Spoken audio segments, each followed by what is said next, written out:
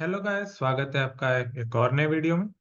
आज के वीडियो में हम फाइनली डेटा स्टोर को इम्प्लीमेंट करने जा रहे हैं अपने लोकल ऑथेंटिकेशन सिस्टम को वर्किंग कंडीशन में लाने के लिए।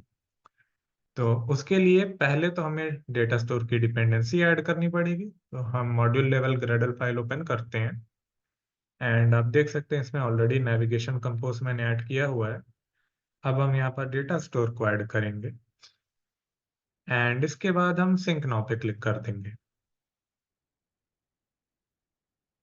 ओके, तो हमारी डिपेंडेंसी डाउनलोड हो गई है।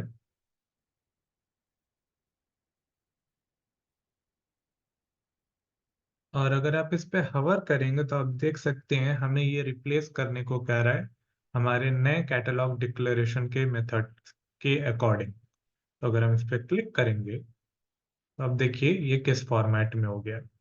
ये उसी फॉर्मेट में हो गया जैसे बाकी के डिपेंडेंसीज हैं। तो एक बार और आपको इसके बाद सिंक नाउ करना होगा। तो आप देख सकते हैं हमारा डिपेंडेंसी डाउनलोड करना कंप्लीट हो गया। अब हमारा नेक्स्ट स्टेप होगा, क्योंकि हमें डेटा सोर्स पे काम करना है तो एक डेटा पैकेज बनाना पड़ेगा। तो हम डेटा पैकेज बना लेते हैं।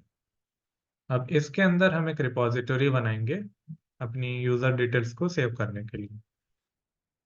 तो ये क्लास होगा, इसका नाम हम रखेंगे यूजर प्रेफरेंसेस रिपॉजिटरी। अब यहाँ पर ये वर्ड प्रेफरेंसेस का क्या इंपॉर्टेंस है। तो डेटा स्टोर हमारे पास दो टाइप के होते हैं, एक प्रेफरेंस के फॉर्म में और एक प्रोटो डेटा स्टोर करके। प्रेफरेंसेस वैसे ही काम करता है जैसे पहले शेयर्ड प्रेफरेंस काम करता था एंड्रॉयड में, की वैल्यू पेयर के तरीके से डेटा को स्टोर करता है। इसके लिए पहले से कोई प्री डिफाइंड स्कीमा नहीं बनानी पड़ती हमें। प्रोटो थोड़ा बहुत रूम की तरह काम करता है, बट रूम से थोड़ा इजी है इम्प्लीमेंट करना। ये डिफरेंस है। तो हम यहाँ पर प्रेफरेंसेस यूज करने वाले हैं क्योंकि हमारा छोटा सा प्रोजेक्ट है। ओके, अब इसके अंदर हमें डेटा स्टोर देना होगा। तो यहाँ पर आप देख सकते हैं ये हमें कुछ अलग ही चीज रिकमेंड कर रहा है, बट हमें ये वो नहीं चाहिए। कोई बात नहीं, तो हम प्राइवेट वाल बनाएंगे एंड अब ये हमें सही चीज रिकमेंड कर रहा है, हमें डेटा स्टोर प्रेफरेंस चाहिए। तो डेटा स्टोर इंपोर्ट कर लिया हमने एंड देन प्रेफरेंस को भी इंपोर्ट कर लिया। प्रेफरेंसेस का ध्यान रखना है, हमें Android x data store preference core से करना है। सही इंपोर्ट करना बहुत इंपॉर्टेंट है ना। अब हमें कंपेनियन ऑब्जेक्ट चाहिए जिसके अंदर हम कुछ कांस्टेंट वेरिएबल्स बनाएंगे जो कि होने वाले हैं हमारे कीज के नाम। अब कितने हमें कीज चाहिए होंगे। एक की चाहिए हमें फुल नेम स्टोर करने के लिए, तो हम फुल नेम बनाते हैं। फुल नेम इस तरह से कि फुल नेम हमारा एक स्ट्रिंग प्रेफरेंस की होगा। स्ट्रिंग प्रेफरेंस की, ये रहा स्ट्रिंग प्रेफरेंसेस की। इस तरह से एस हमें स्मॉल रखना है, कैपिटल हो गया and yes. Import function string preferences की।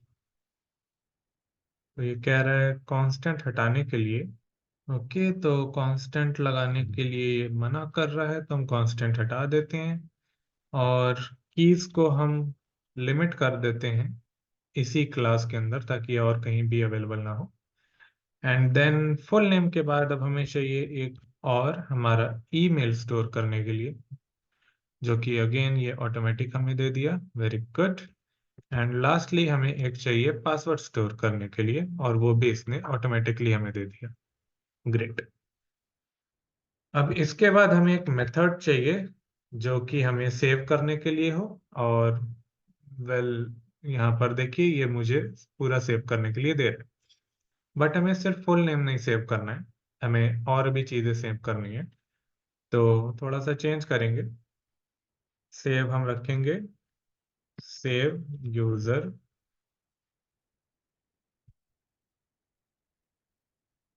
प्रेफरेंसेस। ठीक, अब यूजर प्रेफरेंसेस में हमें क्या क्या मिलेगा, हमें उसका फुल नेम चाहिए जो कि स्ट्रिंग टाइप का होगा इस तरह से। उसके अलावा हमें उसका ईमेल चाहिए और उसका पासवर्ड चाहिए। Very good, Gemini is working very good. अब डेटा स्टोर जो हमने ऊपर पास किया हुआ है कंस्ट्रक्टर में, इससे हमें एक मेथड मिलेगा एडिट। ये एडिट हमें फंक्शन पावर देता है प्रेफरेंसेस में कीज के साथ वैल्यू सेव करने की। तो फिलहाल यहाँ पे फुल नेम की का यूज करके इसमें जो भी फुल नेम हमें मिलेगा इस सस्पेंड फंक्शन से, उसका यूज करके सेव हो जाएगा। बट हमें और भी चीजें सेव करनी है, जैसे कि ईमेल एंड पासवर्ड, ऑब्वियसली ये खुद ही प्रोवाइड कर देगा हमें। वेरी गुड, तो अच्छा है। अब हमने सेव करने की मेथड बना ली, तो अब हमें रीड करने के लिए भी कुछ चाहिए। तो रीड करने के लिए हम ऑलरेडी देखिए यहाँ पर कुछ हमें ये दिखा रहा है जो कि थोड़ा बहुत सही है। तो हमें एक्चुअली यूजर प्रेफरेंस नहीं, स्ट्रिंग चाहिए इस तरह से। तो आप उसके बाद देखेंगे यहाँ पर एरर दिखाएगा, क्योंकि यहाँ से जो आ रहा है वो हमें स्ट्रिंग नहीं बल्कि प्रेफरेंस आ रहा है, बट हम यहाँ पे स्ट्रिंग मांग रहे हैं। तो उसके लिए हमें इसे मैप करना पड़ेगा। तो मैप करेंगे, रेफरेंसेस एक वेरिएबल बना लेते हैं, और उसके बाद हमें डिफॉल्ट वैल्यू प्रोवाइड करनी होगी अपनी हर एक की के लिए। अगर वैल्यू है तब तो ठीक है, अगर नल है तो हम डिफॉल्ट वैल्यू में एम्प्टी स्ट्रिंग देंगे, अदरवाइज ये क्रैश कर जाएगा। तो सिमिलरली हमें अपने ईमेल और पासवर्ड के लिए भी देना पड़ेगा, एंड दैट्स इट। एंड इसके बाद मैप करने के अलावा हमें एक और काम करना है, जो कि है कैच करना एक्सेप्शन को। अब इसमें बहुत कॉमन है एक्सेप्शन मिलना। जो एक एक्सेप्शन इसमें बहुत कॉमनली मिलता है वो है आईओ एक्सेप्शन, और आप देख सकते हैं यहाँ पर ये हमें रिकमेंड भी वही कर रहा है।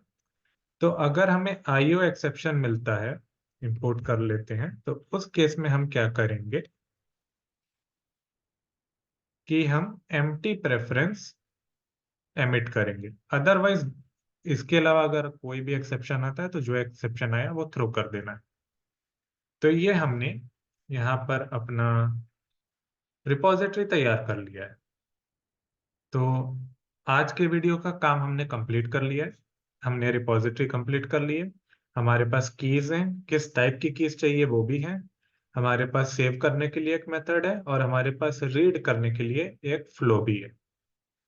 तो मिलते हैं अगले वीडियो में, जिसमें हम रीड करने की तैयारी और इनिशियलाइजेशन वगैरह की चीजें करेंगे। See you in the next one.